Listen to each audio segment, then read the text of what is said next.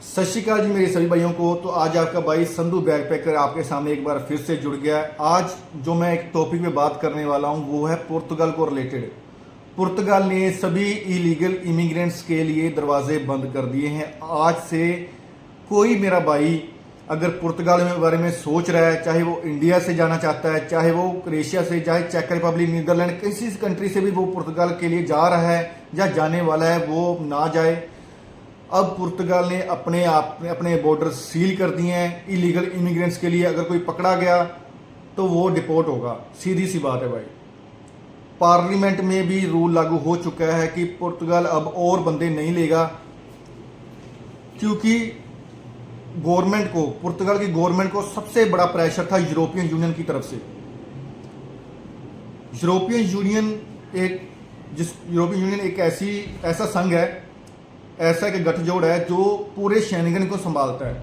चाहे वो 28 कंट्री आती है, चाहे उसमें 32 यूरोप को डाल के कंट्रीज आती है, वो पूरी गवर्नमेंट को, मतलब जितनी गवर्नमेंट है वो सभी को कंट्रोल करता है। तो उनका एक ही टारगेट था, आज का नहीं, वो पिछले 3 साल से एक ही टारगेट था पुर्तगाल।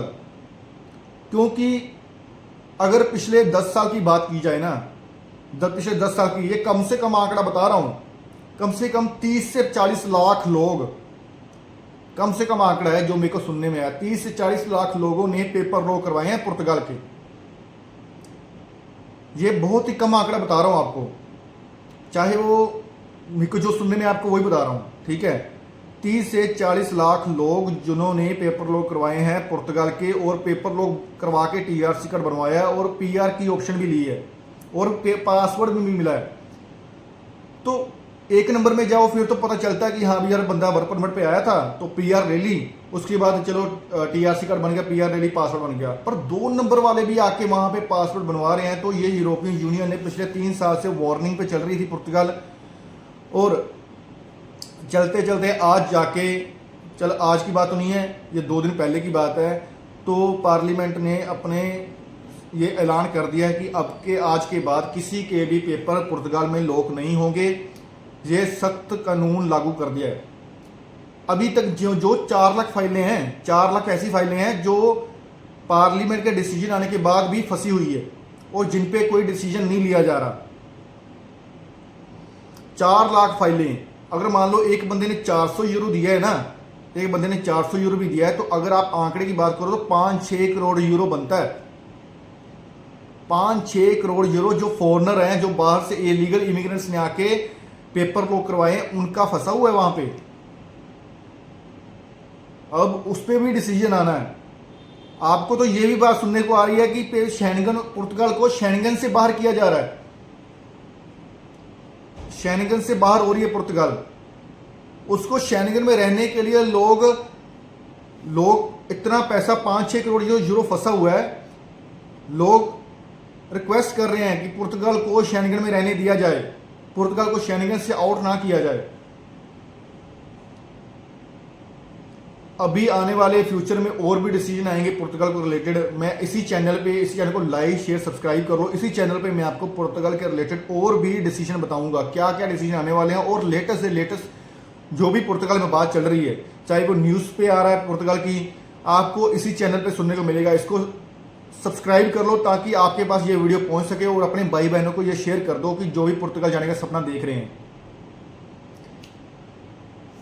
तो इसके, मान लो कि अगर पुर्तगाल बंद हो चुका है सभी के लिए, तो इसके रेदर देन अगर कोई कंट्री है, कोई कंट्री हो रहा है जो इलीगल इमिग्रेंट्स को संभाल रही है, जो संभाल सकती है, तो हाँ भाई है कंट्री, वो स्पेन भी है, इटली भी है।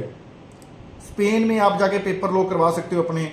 स्पेन के पेपर थोड़े लेट बनते हैं, पुर्तगाल से भी लेट काम चलता है उसका, पर पेपर लोग हो जाते हैं, ठीक है। अगर कोई 2 नंबर में वहां फंसा हुआ है, इटली में भी अगर कोई जान पहचान वाला बनता है, इटली में भी पेपर लोग हो जाते हैं, पक्के पेपर बन जाते हैं, पर पैसा बहुत मांगते हैं इटली में, ठीक है, पर पेपर लोग हो जाते हैं। ये 2 कंट्री हैं, मुझे लगता है आप इन 2 कंट्री में कहीं भी जाके बच सकते हैं। जब तक देखो ये डिसीजन 1 साल के लिए, 2 साल के लिए, 3 साल की है। अभी मेरे को इसके बारे में इंफॉर्मेशन नहीं है पुर्तगाल के बारे में, ठीक है, कि ये डिसीजन कब तक लागू रहेगा, कब तक ये मतलब पेपर लोग होने बंद हो चुके हैं, कब तक लागू रहेगा। अगर कोई इन्फॉर्मेशन आती है मैं इसी चैनल में बताऊंगा। उसके अलावा आप स्पेन और इटली में जाके अपने पेपर लोग करवा लीजिए अभी के टाइम में, क्योंकि आपको करना ही पड़ेगा। अब कोई और कोई सहारा तो है नहीं हमारे पास, कोई और कंट्री तो ऐसी है नहीं है कि आपको इतना बढ़िया मतलब जिसमें टीआरसी कार्ड मिल जाए, पीआर मिल जाए और पासपोर्ट मिल जाए, और इससे अच्छी कोई कंट्री नहीं है। स्पेन में भी ऐसा ही होता है, पहले टीआरसी कार्ड बनता है, फिर पीआर होती है, फिर जाके पासपोर्ट बनता है।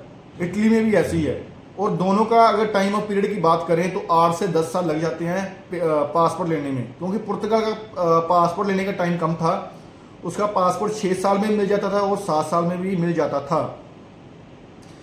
और भी अगर किसी को डाउट है, अगर कोई जाने वाला है तो मेरे से बात क्लियर कर ले, मेरे को व्हाट्सअप में मैसेज करके क्लियर कर ले बात। मेरा डिस्क्रिप्शन में मेरा इंस्टाग्राम का, व्हाट्सअप का, सभी का लिंक दिया हुआ है, और आने वाले कोई भी न्यूज़ होगी तो मैं इसी चैनल पे बताऊंगा। Thank you.